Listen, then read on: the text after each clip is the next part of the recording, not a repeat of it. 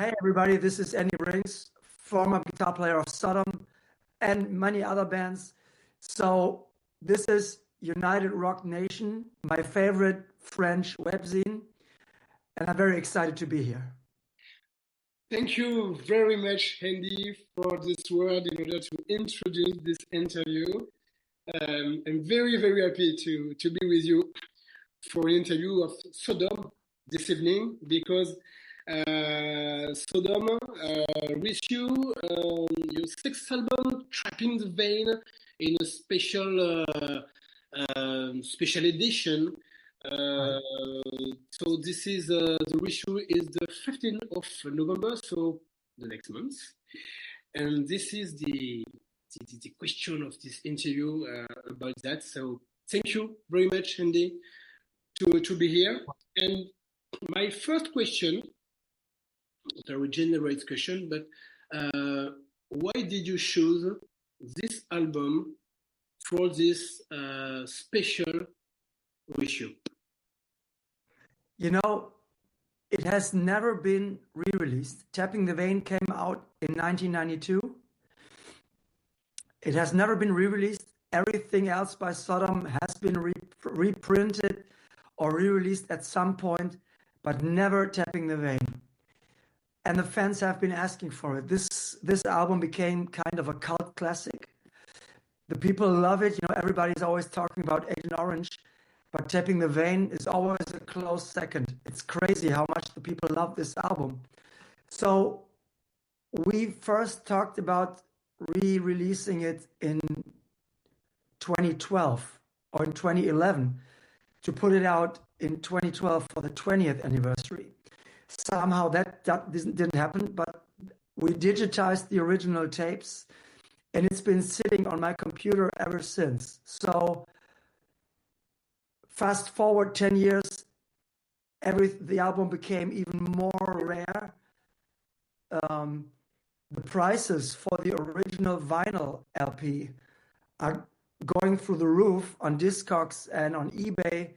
It's crazy how expensive it has become. So then the Sodom catalog got sold to BMG. And they approached us, Tom and me, because they wanted to do a reissue. And of course, they could do it without us. They own the rights. But if they do it with us together, they get all the stuff from my archive. You know, I've collected everything. I have every photo. I have every press clipping. I have every little thing from my era I've kept. So we got together with them and said, let's do it right. Let's do a real proper package. And that's what happened. That was 2021. And all of a sudden, everything just stopped because there were legal issues. We had some problems with the contract. And all of a sudden, there was a 2.5 year break with no communication whatsoever. And I was already deep into my work. I did the remix. I produced the 3 live albums that are in the box set. But everything stopped. And if you had asked me last year, I would have told you I totally think this is never coming out because nobody was talking, no communication, no progress in any direction. But by the beginning of this year of 2024, I called Tom Andripper and I said, Tom, you know, the fans are really getting angry. You know, I read it on social media. I get the comments and they said, you know, it falls on our feet because the fans think Tom and I, we don't get along and there's problems between us and that we don't want this. But we wanted this all the time. There were just these legal issues. And then I said to Tom, is it okay if I contacted the label in both our names? And Tom said, yes, go ahead. So I did. And then I started the communication again. And the negotiation again. And by April of this year, everything, the wheels got into motion again. Mhm. So we started talking with the Berlin office from BMG. The whole tapping the vein thing got transferred to Los Angeles offices, and they said, yes, okay, we want to do this, but London has to work this. So now we are doing this. Tom and I are in Germany, and we are working this with the UK office from BMG. And once the UK office came into the picture, everything just started to click, and everything just happened. And it's been a fantastic collaboration. And we're all on the same page here because everybody understands that this is a very meaningful Sodom album. And to answer your question with this huge monologue, and to come back to your initial question, it has never been done. And we wanted to do this right. Everybody agreed that we are going to do this maybe just once. Because, everybody's getting older, and we don't want to do this every 2 years. Every 2 years, another Tapping the Vein version. So let's do this properly with the live stuff, with the remix, with all the photos, with all the infos that we have. So that was my long answer. And the short answer is the time was right to do it. Yeah. I love the two answers, the long and the short. And it's necessary for me to understand why this album Right. was chosen in order to be with you. And so the good reason. And my question now is, what was your feeling when you remember the past, when you work to do this box set with the original version, with the remastered version by you, with 3 live concerts you put inside the deluxe set box? What was your feeling in order to remember the past 30 years ago when you arrived? Because this is the year when you arrived, you joined the band 1 year before, I think. So you bring some elements new, I think, too. So in terms of what? Yes, explain to me and to the person, the people, your feeling. In the beginning, it was weird because this is really a handshake with your own past. Mm-hmm. When I joined the band, I was still in high school. I joined Sodom at the end of 1991 during my final year in high school. I finished school while we were writing the album, recording the album. So everything happened all at once. And I had to learn the old songs for the live show. Looking back now, it's crazy to think how we did this. But there were no distractions. There was no internet. You didn't have to be on social media all the time. You were just a musician. You were not the word content creator did not exist. You were just a musician, and all we did was work on the music. So to look back on this and to go deep into the music 30 plus years later and to hear what my 20-year-old self did back, it's really another life. It's really Okay. It's really a different life, But it was a trip. I did a full remix of the album, not just a remaster. I did the one album in the box is a remaster, and the second LP is a complete new mix done by me. And it was fantastic to, 30 years is a long time, and you kind of get a different perspective.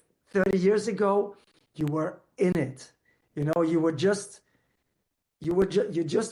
done writing it. You were just done recording it and everything. I was the musician. 30 years later, I'm a producer, and you have a bird's eye view on the whole situation now. Okay. It's just, you're still emotionally attached, but you are also kind of detached because of the time that has passed. So at first, it was a trip to hear the drums, the isolated drum tracks, then to hear my isolated guitar tracks, the vocals, just the vocals isolated. So I had to, the first 2-3 weeks, I was just listening, paying attention to what we actually did, what was actually on the tapes. And once I realized that this was so unique and so intense, I got a vision of where I wanted to go with the remix, which was I didn't want to make the album better or more modern. What I wanted to do is to give the people a companion piece to the original album. Like, what was it like to be in the band? Because I clearly remembered what we sounded like in the rehearsal room or in the studio. So I wanted to make the album version, my remix, like if you entered a real cool rehearsal room and all of a sudden you're standing in front of the band right here. Tom is right here singing into your face, and the drums, the cymbals are here, and the guitars are everywhere. What would it sound like to be in a real cool, controlled environment with the band? And this is what I wanted to go for. Somebody said to me recently, it sounds like a live album without the audience. And I think that's a pretty good description. There are no samples on the drums. I didn't reamp the guitars or anything. There is no massive reverb on the vocals. This is pure and in your face. And once I had my vision clear and my path clear, I just had to do it. I just had to follow my path. And I fell in love with the record even more after 32 years, because I can hear the energy and I can hear the intensity, and I really felt it sounded fresh and relevant. Tom's voice he still sounds like this. I've worked with him in the past 30 years after that. And I've talked to him. I just got off the phone with him, and his voice hasn't changed. It has only gotten better. But the album sounds like we recorded it last week. And I think that's amazing. It has aged really, really well. And the songs are good. We are not virtuosos. You don't buy a Sodom record because of the virtuosity in the playing, and because we are little Mozarts on our instruments. It's you buy a Sodom album for the impact, for the aggression, for the intensity and the energy and the feeling that it gives you, that you want to just jump into your car, put the album on as loud as you can, and drive as fast as you can. This is what you buy a Sodom record for. And in that regard, it hasn't lost anything. I think it just gained more credibility and intensity over time. I'm sorry, I cannot give short answers. I know that's a problem. It's not a problem. No, it's not a problem, sorry. because when in your answer, I can have some answer for other questions, but it's not a problem. Okay. The principle is to have a maximum of information of you and of this album. And about the sound you told about, and the intensity, the voice of Tom, the riff, the battery. Some people said maybe this album is the the album of death metal of Sodom, not thrash album or not black metal album, but Oh, this is an album. It's like the unique album of Sodom who will do death metal. Are you agree with this description? I mean, we get this all the time. The fans gave it that label, Sodom's death metal album. Mm. Where this comes from, I have no idea. No, nobody in the band was listening to death metal.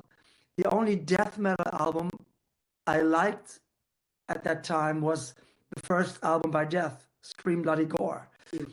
But we were not paying attention to Unleashed or Obituary. What were the other bands who were big at the time? I don't know. I don't even know. We didn't know. So plus the album is in standard tuning. Usually death metal albums, you tune the guitars and the bass really low, but Tapping the Vein is in standard tuning. Maybe when Tom does his ultra deep voice, maybe that's where this comes from. I have no idea. But if the fans say so, I'm not arguing as long as they like it. Okay. Um, is it right this album with what you explained to me since the beginning of the interview? It's one of your favorite album of Sodom because there is a Oh, lot it's my favorite. about Sodom. It's my favorite. Yeah, It's it's my your favorite. favorite album. Yeah. Sure. Uh, I mean, it has to be one of my records. yeah. My favorite Sodom album has to be With Me, of course.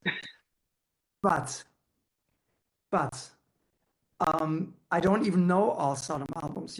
Before I joined the band, I was not a Sodom fan, and after I left the band, I didn't pay attention to everything they put out. I don't think I have ever heard Code Red or M16 completely. I don't think so. Then they put out some albums in the last 10, 15 years. I don't think I have ever heard completely. Um, but I'm going to say this. Tapping the Vein is the first album I have ever recorded. My first album ever.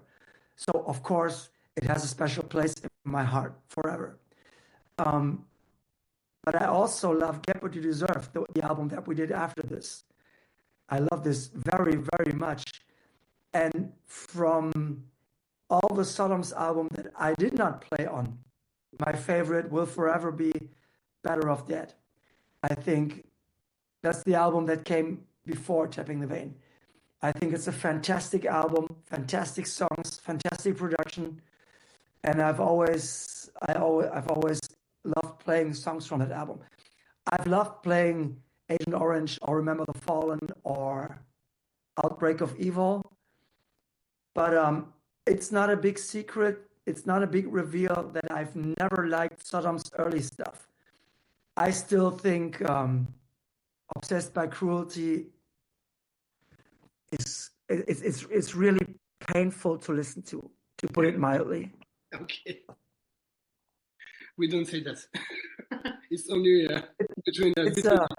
It's our dirty little secret. Yeah, okay, it's our secret.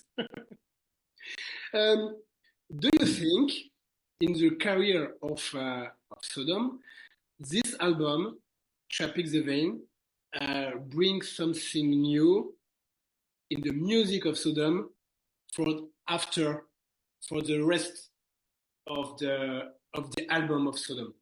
A new vibes, a new feeling. I mean, I think when I joined the band, I was very young and I was very energetic and I was unstoppable, And what I brought to the band was a high energy level of guitar playing. I have thrash metal influences, but I also had punk and hardcore influences.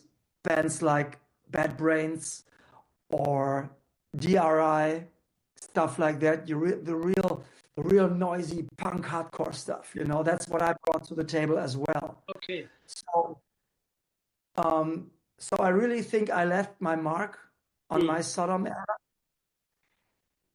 But with every guitar player change in Sodom, the style changes a bit. The guitar player in Sodom, the guitar player in Sodom is always the main songwriter, and everybody brings something different to the table. When Bannerman joined the band, Bannerman is a good guitar player, but he was never a real fresh guitar player. He was more classic, traditional metal. That's where he came from, which is all good. But I think when Bannerman was in the band, Sodom lost some of this this death energy. It was a little more controlled, not so super fast. It's neither good or bad. I'm just saying it was different. So everybody brings something different to the table, and I think my era is really super fast, very energetic, with no compromises stylistically. We just went for it. We went for the throat. We didn't fuck around. We wanted to kill. We were out to kill, and that's what we did. Yes, you're right. It's right. This album is very kick-ass album. Yes. Seriously. Yes. With this album, there is another particularity, because this is the last album with the drummer Chris. Right. And in the set box, you put inside 3 lives, and one of these 3 lives, I think it was the live in Cologne. It was the last show with Chris. Right. So correct. This was important for you to put this live and to make the join with the last album of Chris and the last show of Chris? Yes, it was very important to us.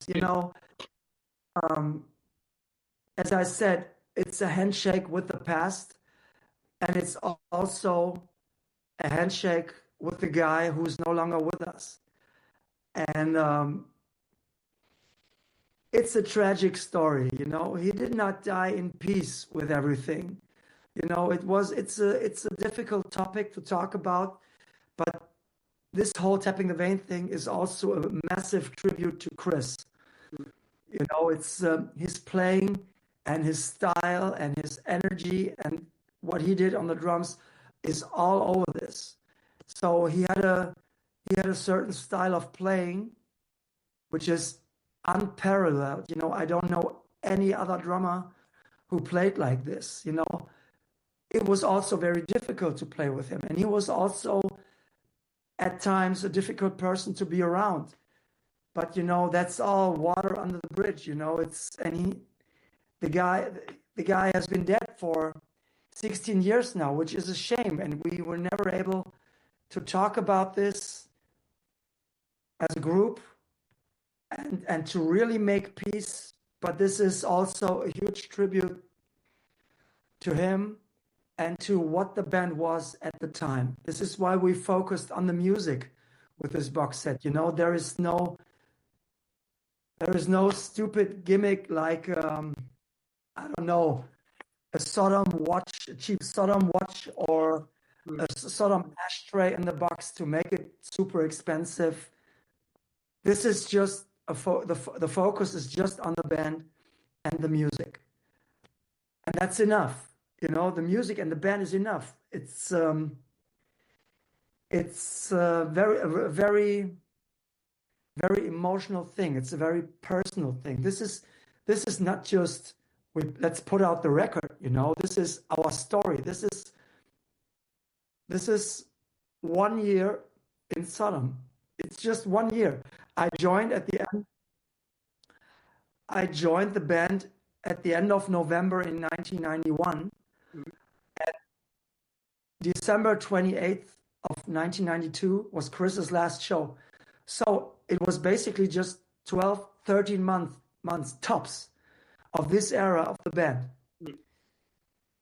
But this is who we were, and we want to show this.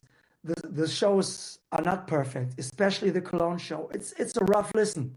You know, we weren't even talking to Chris back then, and we weren't well rehearsed. We just when we were on stage, it was all good, everything for the fans. But if you know, you got to be true to yourself, and that means, in all honesty, everybody just wanted to get this over with and go the fuck home. This is where we were at the time, and it's sad.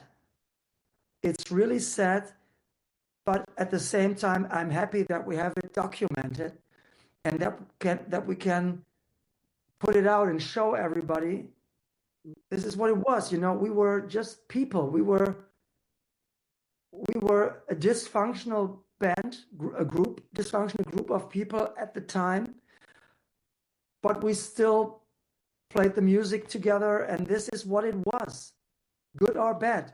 This is the brutal truth. So I think Sodom has always had this emotional component to their story, and I think it's important that you tell the story right. You know, the music is one thing, but the people are another thing, and you cannot separate the music from the individuals. And this is how it was, you know, in black and white. It's all there. I think with what you say, I think the reissue of this album, yes, is a good idea for the old fan and the fan, but I think it's a good idea too for the people who wants to know about Sodom, wants to know more about this band, because with what you say, it was a specific area with you, with Chris, and the sound you like to do with this album. And Right. so the idea, I think, very, very good to manage to reissue this album with difficulties. you Yes. did that, but now we could say it's okay. It's the next month, and this Yes. is a important story of the band. We. Yeah. And We. a last question before the end of the interview. Do you think it's possible, maybe is it scheduled by Sodom, but to make a special show to play this album online for the people, for the fan, and maybe for the promotion and for the memory of Chris? Do you think it's something possible for Sodom and maybe with you for like a guest guitarist for the band?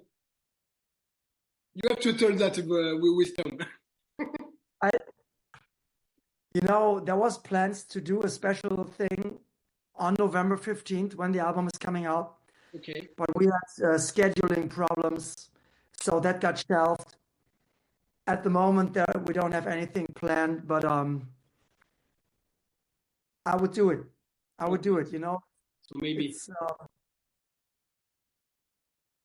I'm always for the cause, you know, and I know the fans. I know the fans would like it. We're not getting any younger. You know, the windows of opportunity are not closing, but you know, you have to think about getting stuff done, you know, before things happen, before nothing happens. You know, there is only so much time left for stuff, but if it's meant to happen, it will happen. You know, I'm all for it. If the timing is right and everybody wants to do it, I would do it. You know, I would do it. Because I know how much this means to the fans, and You know, I'm all for the music, and I've always loved playing this stuff, you know, and I can still play it. It's in my DNA. So if it's meant to be, it will happen. So we wait and see, maybe. We will see. Yes, we wait and see. Exactly. Thank you very much, Andy, for your time, Yeah, your yeah. opportunity. Yeah, you speak very well French. No, I don't. It's just, Thank you very much, and thank you very much. I hope. I think we will have you will have a big success with this ratio. So, trapping the vein in the special box, the 15th of November will be ratio. The label is No User BMG. Thank you very much, my friend. Thank you very much for this explanation and for your enthusiasm. Thank you very much for your time. Your Sodom era. Thank you very much, Andy. Bye. Very, very nice to meet you. Bye bye. Likewise. Bye. Bye bye. Bye.